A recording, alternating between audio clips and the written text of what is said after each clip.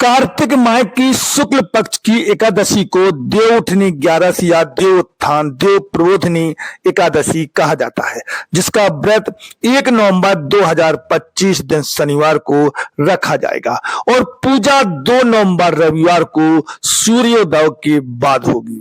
व्रत का पारण शुभ मुहूर्त 3 नवंबर सोमवार को सुबह 4:43 से 10:21 के बीच होगा। कार्तिक महीने का सनातन धर्म में बहुत महत्व माना जाता है। यह महीना भगवान विष्णु को समर्पित है। इसी माह में शुक्ल पक्ष की एकादशी को भगवान विष्णु चातुर्मास की योग निद्रा से जागते हैं, इसीलिए इसे देवउठनी एकादशी या देवोत्थान अथवा देव प्रबोधनी एकादशी कहा जाता है। इस दिन भगवान विष्णु के शालग्राम रूप एवं तुलसी के विवाह की परंपरा है। देवोत्थान एकादशी के दिन ब्रह्म मुहूर्त में उठकर नित्य कर्म से निवृत्त होकर पीले रंग के वस्त्र धारण करें। स्वच्छ आसन पर बैठकर भगवान विष्णु को सिंहासन या पटा आदि पर केला के पत्र पर विराजमान करावें। स्वयं आचमन करके भगवान का स्नान आदि कराकर पीले रंग के फूल माला भगवान को पहनावें। पीले रंग की मिठाई, गन्ना, मौसमी फल का प्रसाद लगाएं और जल अर्पित करें।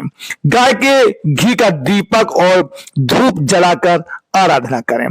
पूजा के समय विष्णु स्तोत्र, विष्णु चालीसा, एकादशी व्रत कथा, अंत में आरती करके क्षमा याचना करें और अगले दिन पारण शुभ मुहूर्त में करें। एकादशी का व्रत निर्जला यानी कि बिना जल के और फलाहारी केवल फल खाकर रखा जाता है। एकादशी 2 प्रकार की होती है।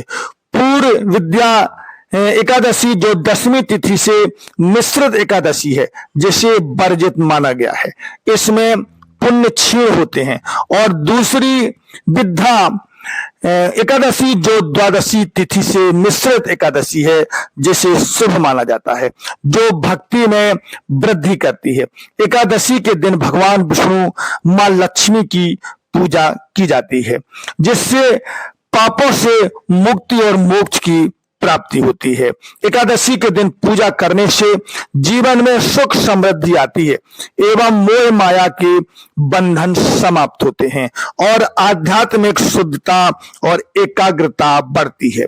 एकादशी का व्रत कई यज्ञों के बराबर फल देता है। ऐसी मान्यता है कि इस दिन भगवान कृष्ण के बाल रूप की पूजा करने से संतान की प्राप्ति होती है। उपवास के कारण शरीर से विषाक्त पदार्थ निकलते हैं और पाचन क्रिया में भी सुधार होता है। एकादशी के व्रत प्रारंभ होने के संबंध में ऐसी कथा है कि सतयुग में एक मुर नाम के राक्षस हुए, जिससे भगवान विष्णु युद्ध करते करते थक गए और बद्रिकाश्रम में गुफा में जाकर विश्राम करने लगे। मुर भगवान का पीछा करते हुए बद्रिकाश्रम पहुंच गया और निद्रा में लीन भगवान विष्णु का वध करना चाहा। तभी भगवान विष्णु के शरीर से एक देवी उत्पन्न हुई और उन्होंने मुर राक्षस का वध कर दिया। देवी जिस दिन उत्पन्न हुई उस दिन एकादशी थी।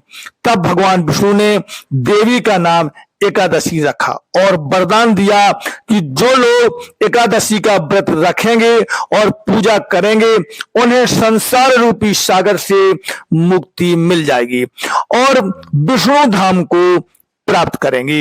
एकादशी के दिन चावल ग्रहण करना वर्जित है।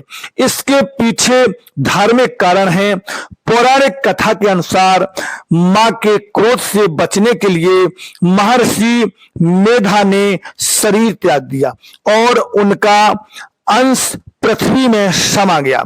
जिस दिन महर्षि मेधा का अंश पृथ्वी में समाया, उस दिन एकादशी तिथि भी थी, ऐसा माना जाता है कि महर्षि मेधा चावल और जौ के रूप में उत्पन्न हुए। इसीलिए इस दिन चावल खाना वर्जित है। एकादशी के व्रत के दिन चावल खाने का वैज्ञानिक कारण ऐसा माना जाता है कि चावल में जल की मात्रा ज्यादा होती है। जल पर चंद्रमा का प्रभाव ज्यादा होता है। साथ ही चंद्रमा को मन का रूप माना गया है। शरीर में जल बढ़ जाने से मन विचलित एवं चंचल होने से व्रत के नियमों के पालन करने में बाधा होती है। इस कारण चावल ग्रहण करना वर्जित माना गया है। परंतु जगन्नाथ मंदिर में एकादशी के दिन भी चावल खाने की परंपरा है। ऐसी पौराणिक कथा है कि ब्रह्मदेव महाप्रसाद ग्रहण करने के लिए पृथ्वी लोक में जगन्नाथ भगवान के धाम आए। जब महाप्रसाद समाप्त हो चुका था, केवल बचे हुए चावलों को एक कुत्ता खा रहा था। ब्रह्मदेव बिना संकोच के भक्ति भाव में लीन हो कुत्ते के साथ चावल का महाप्रसाद ग्रहण करने लगे। माना जाता है कि एकादशी की तिथि थी। इस प्रकार के ब्रह्मदेव के व्यवहार से एकादशी देवी क्रुद्ध हो ब्रह्मदेव को मारने दौड़ी। भगवान जगन्नाथ तो भक्त वत्सल हैं। उन्होंने ब्रह्मा जी की भक्ति भाव से प्रसन्न हो प्रकट हुए और एकादशी को उल्टा कर जगन्नाथ मंदिर के पीछे टांग दिया। लोग कहते हैं कि तभी से वहां एकादशी देवी उल्टी टंगी हैं। एक भाव यह भी है कि एकादशी के दिन चावल नहीं खाया जाता और भगवान जगन्नाथ को महाप्रसाद एकादशी के दिन चावल का ही लगता है, तो यह रीति उल्टी है। इसीलिए भी जगन्नाथ में एकादशी को उल्टी एकादशी कहा जाता है और भगवान की भक्ति के विषय में भी कहा गया है। तदेव लग्नम सुदनम तदेव तारा बलम चंद्र बलम तदेव विद्या बलम देव बलम तदेव लक्ष्मी पते ते गृह युगम स्मरानी। वह लग्न शुभ होता है, वह दिन मंगलकारी होता है। उसी लग्न में तारे, चंद्र, विद्या और देवता का बल होता है। जिस समय लक्ष्मीपति श्री विष्णु का स्मरण करते हैं।